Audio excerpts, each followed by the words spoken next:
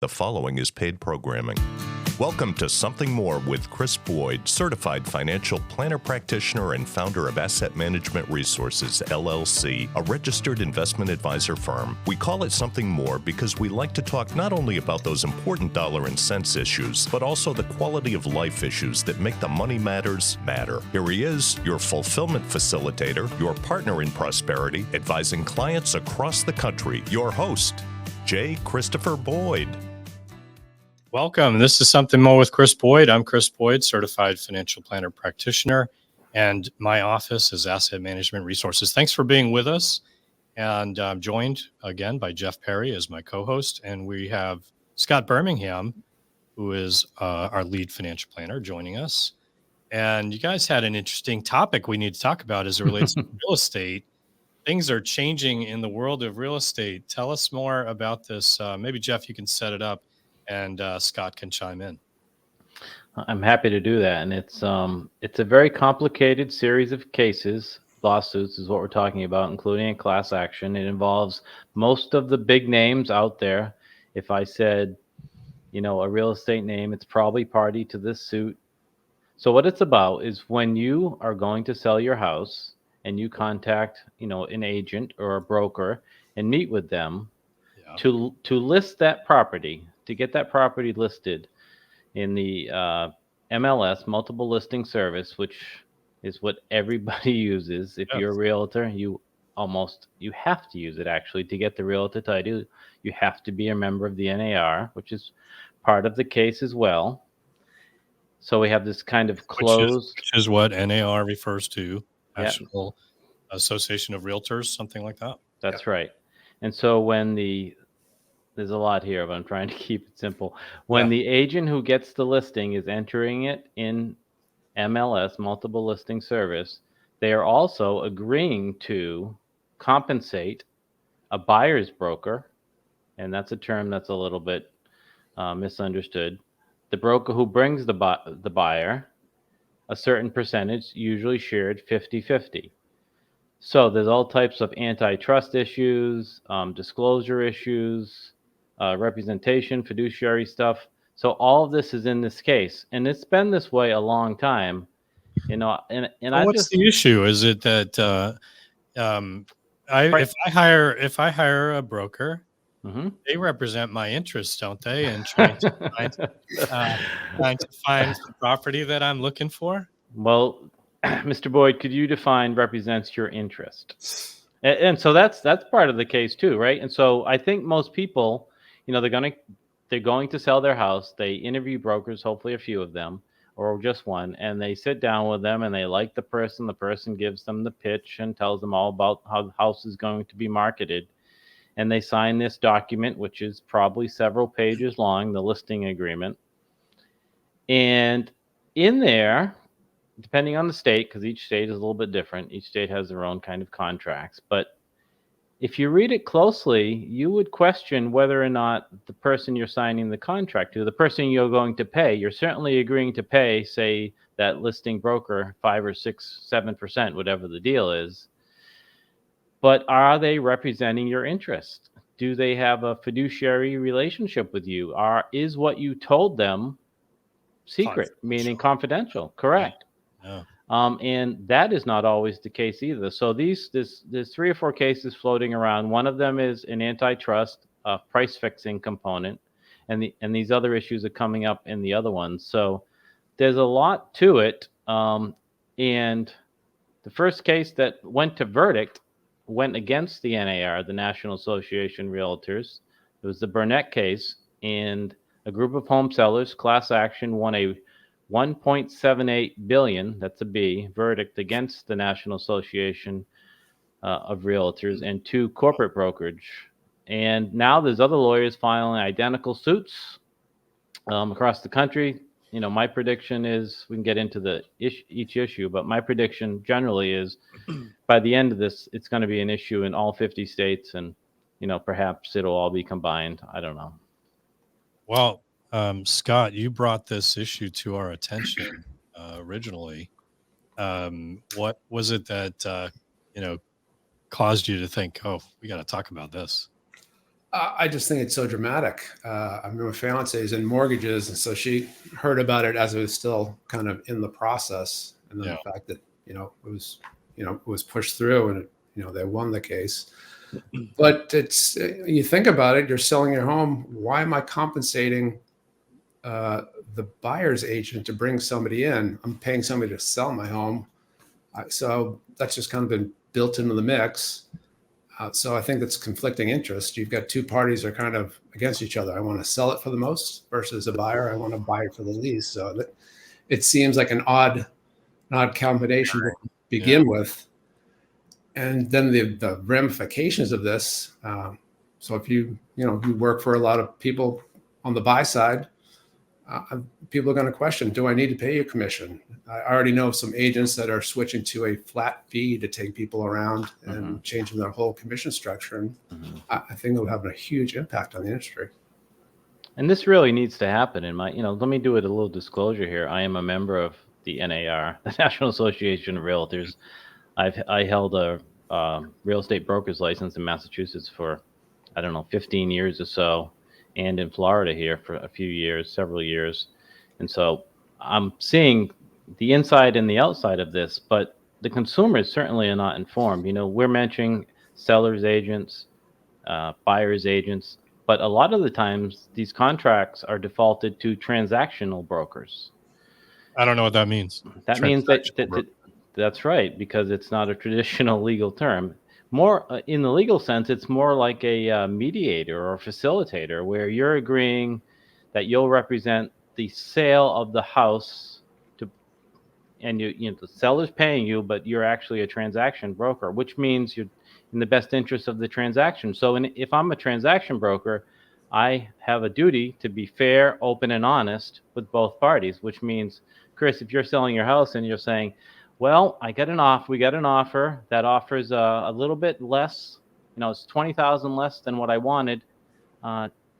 Tell them I'll take, and yeah. So you got someone who's going to try and get the deal to be done, try to haggle that's right. This, will you agree to that kind of thing? But it's a whole different deal for them. They're not, it's not about whether it's in your best interest or their best interest. That's easy to understand if you explain it to somebody and it's in writing and they understand it.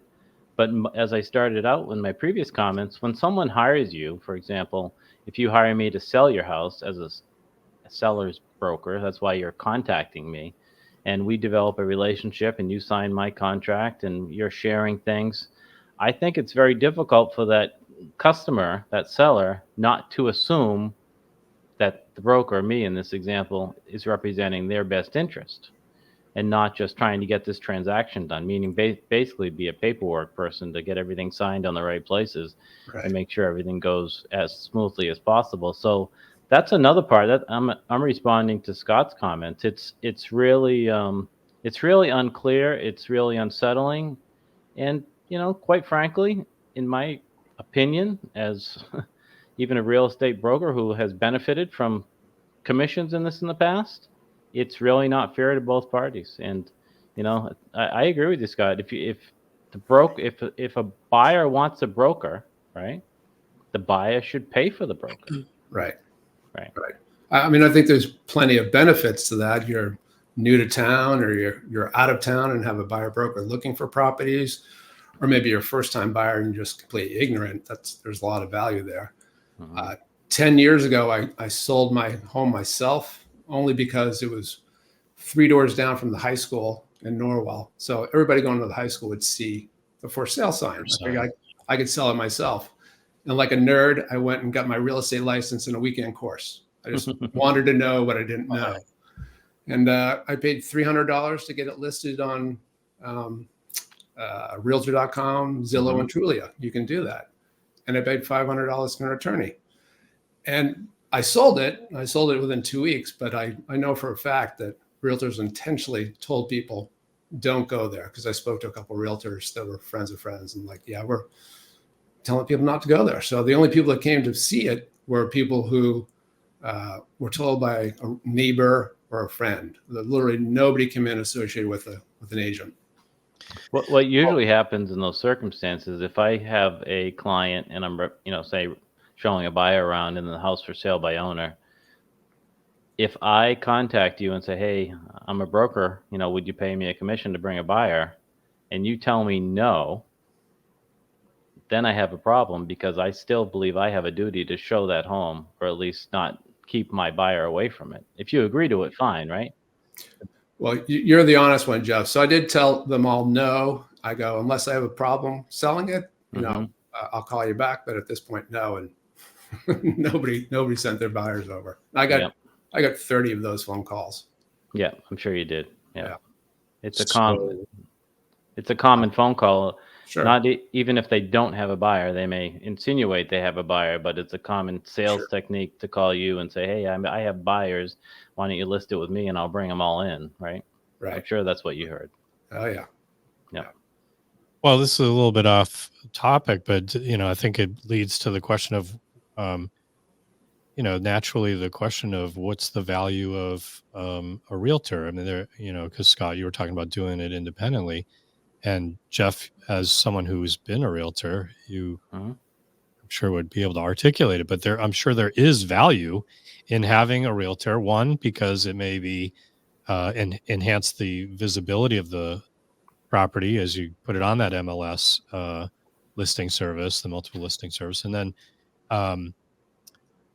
the idea that when it comes to the process, the documents, the legalities of it, they're kind of prepared, got it all set up for how to go about that effort of making an offer and what has to be signed and so forth, so and of course, I would think how to present and stage and market, a property, all those kinds of things adds value. When it comes to the other side of it, I guess that's where you seem to be saying, hey, this is where it's maybe questionable, is if I'm a realtor who's representing a buyer, I'm getting paid by the seller, essentially. So, whose interests do I serve? So there's one more hitch, just to throw it in, not to get away from your question, but if I'm the listing broker in this example and I'm, I have the contract and I've done all those things, which do have value, Chris, absolutely. They have a lot of value.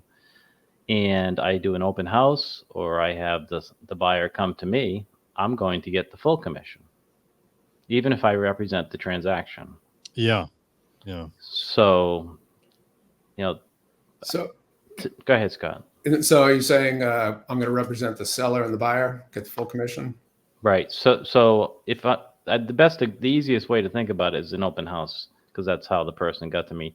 So I have the contract with the seller. I do all those things. I help with the staging. I do the photography. I get it listed aren't you everywhere. Still representing the seller in that scenario, really, because you're trying to complete a transaction on their behalf. I am, however, when the person so most contracts, by the way, are transactional contracts to start with. They are not representing the seller. Just the default setting here in Florida, for example, is it's a transaction broker unless otherwise noted. Okay, so let's assume it's that. I don't think it changes. It changes a little bit, but let's assume that and talk about the changes. So I represent the transaction. No matter what the seller thinks, I should have told them that. They should have signed a paper saying that. Hopefully they understand that. And I'm getting paid to do that when the property closes. So if the would-be buyer just happens to come to the open house and not be represented by a buyer's agent, I'm getting the full commission. Which is what, if I'm the seller, that's what I negotiated with you. I'd say, oh, you get a... And don't you, in Massachusetts, don't you have to have something specifically signed saying, I don't know, I'm a middle party there representing both sides in that case? Yes. I mean, to me, that comes across as I'm not fighting for the best price. I'm trying to make both parties happy, which may not be in the seller's best interest. Yeah. To me. And one of the reasons that the realtors like it that way is you are, CYA, and you're covering your legal liability because you're not representing either party. Right. You're not there's no like fiduciary responsibilities. There's no confidentiality. And you have a higher probability of negotiating a deal, which means you get paid.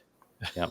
So In in a perfect world, what I hope comes out of these lawsuits is an ability of the consumer to meaningfully negotiate and not be excluded from multiple listing services if they negotiate a rate that is less than the customary rate. That's part of the allegation, is that the consumer really can't negotiate the rate beyond a certain point. And I would like to see, although I don't expect it, but I would like to see that if you are a seller's broker or a buyer's broker, your duty is to them, period. Right. do you think that this will change the way the compensation structure is formatted? So like if I'm hiring you as my seller's agent, I'll say I'll pay you 3%. And if someone's going to have a buyer's agent, well, that'll be up to them to negotiate what they pay them. They can pay the 2 or 3 or whatever it's going to be, right? Or do you think that's not likely? I think it's already in place down here. I think where they're alerting sellers, you're not required to pay the buyer's fee, or at least it's on the paperwork somewhere, I believe.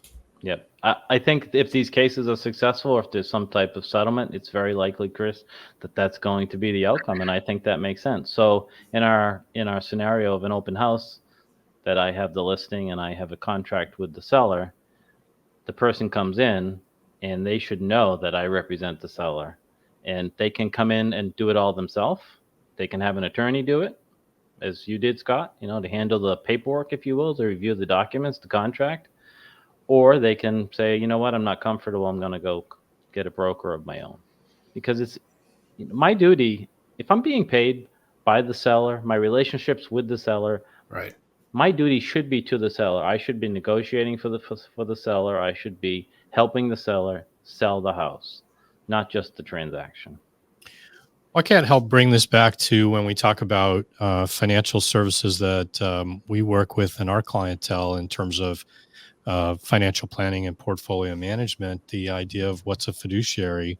Exactly. And the importance of working with a fiduciary is, as you think about who you deal with in varying circumstances. We've been talking about this, potentially changing structurally impactful, legal case that may have an impact on real estate transactions. But there are similar considerations you have to be thinking about wherever you deal with, your transactions, so to speak. If you're dealing with financial matters, in our case, the importance of a fiduciary is really critical. You want someone who represents your best interests in the process. And that's not always evident, right, as to how that happens. And compensation in and of itself doesn't define that necessarily, right?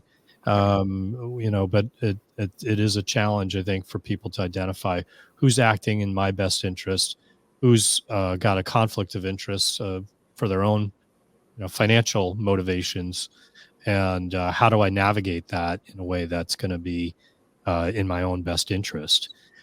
So we, obviously we focus on the idea of working with a registered investment advisor firm, or any way you get someone who is going to work with you as a fiduciary. Scott, you and I are both CFPs, certified financial planning practitioners. And the idea that, as a consequence of that kind of a designation, we have certain responsibilities to work with our clients as a fiduciary. Similarly, on our team, Brian Regan is a chartered financial analyst. He has a similar requirement and expectation. Our business structure as a registered investment advisor firm has that structure. That being said, we've seen instances in our area recently where people have been questioned. Are they really acting? The SEC challenging whether an advisor is acting as a fiduciary, and because of the potential conflict of interests and compensation considerations and the formulaic approach to the use, in this case, of annuities. It's certainly something to be mindful of and to be careful about. I think it's very challenging. I don't know. What advice do you guys have for consumers with the last minute or so we have available? Both industries, a little bit of education about the fiduciary. I think it's just the fact that you go in to see a financial planner, you have to think, are they thinking of my best interest, is just, disappointing. So you have to educate yourself on who you're sitting down with and what their motivations are and how they get paid. Good Exactly. point. 30 seconds, Jeff. If you Chris, want. you know what I'm going to say. When you're meeting with someone who's you're about to get advice from, ask them, are you a fiduciary, yes or no? And number 2 is ask how you get paid. And, in our case, then you ask, where are my assets being held? Who's your custodian? Maybe a different issue in real estate, but advocate for yourself. If you're about to sell your house, make sure you know what you're signing. Make sure you know who represents you, and make sure you understand how they get paid. All right. Terrific. Thanks, guys. Interesting discussion. Appreciate you bringing it up. And with that, until next time, keep striving for something more. Thank you for listening to Something More with Chris Boyd. Call us for help, whether it's financial planning, portfolio management, insurance concerns, or those quality of life issues that make the money matters matter. Whatever's on your mind, visit us at amrfinancial.com or call us toll free at 866-771-8901 or send us your questions to radio@amrfinancial.com.